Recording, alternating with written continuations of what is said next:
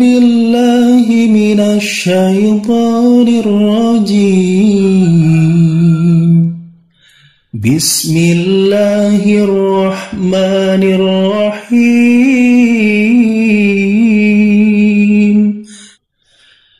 اقرأ باسم ربك الذي خلق.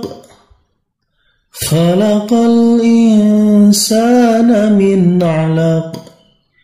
اقرأ وربك الأكرم الذي علم بالقلم علم الإنسان ما لم يعلم.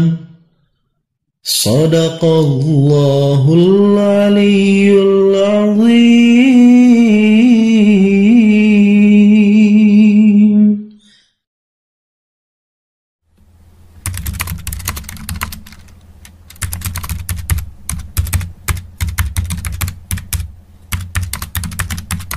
Apa makna dan hikmah yang bisa kita ambil dari peristiwa nuzulul Quran atau diturunkannya wahyu pertama kepada Nabi Muhammad SAW?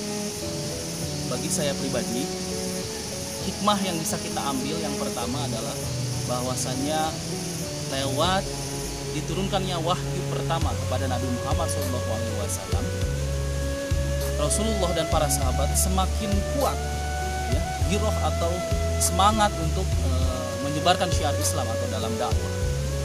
Itu juga yang harusnya kita bisa ambil dari peristiwa ini ya, kita bisa mengambil bahwasanya dengan bermodalkan Al-Quran yang kita punya sebagai pedoman hidup, kita bisa berguna, kita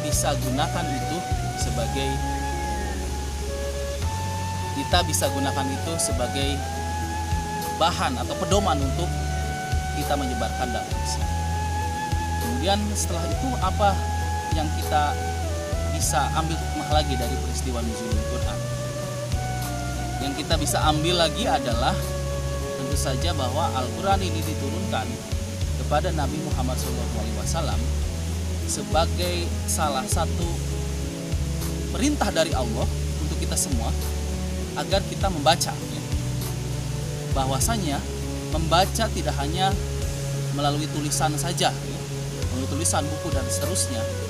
Karena pada saat Rasulullah menerima wahyu, Rasulullah itu merupakan seseorang yang tidak dapat membaca. Maka di sini disiratkan ya bahwasanya membaca ini adalah tidak hanya membaca tulisan, tetapi juga membaca situasi. Ayat-ayat kauniyahnya Allah yang tersebar di alam ya. Tidak hanya ayat kauliyahnya yang berupa tulisan. Itu pula yang terkandung di dalam surah Al-Alaq itu ya. Dalam surah Al-Alaq 1-5 di ayat pertama Iqra ya, bacalah. Jadi bacalah di sini dilanjutkan Iqra bismi rabbikal ladzi khalaq. Khalaqal insana min 'alaq. Ya, jadi di situ ada salah satu makna yang tersirat bahwasanya Allah sedang menjelaskan peristiwa penciptaan manusia yang awalnya dari segumpal darah. Jadi itu sesuatu hal yang harus kita baca sebagai sebuah karunia atau ayat Allah. Bagaimana manusia berproses tumbuh mulai dari segumpal darah sampai akhirnya jadi manusia yang seutuhnya sempurna. Kemudian dilanjutkan lagi Iqra wa rabbukal akram alladzi 'allama bil qalam 'allamal insana ma lam ya'lam. Kemudian Allah menyiratkan bahwasanya Al-Qur'an ini juga sesuatu hal atau petunjuk bagi kita untuk kita baca, karena di dalamnya itu banyak sekali ilmu-ilmu yang Allah langsung ajarkan kepada kita semua melalui perantaraan wahyu yang disampaikan kepada Nabi Muhammad, yang kemudian kita baca supaya kita bisa mengambil apa-apa yang ada dalam Al-Quran. Apa-apa yang seperti apa? Apa-apa yang kata Allah tidak diketahui oleh manusia.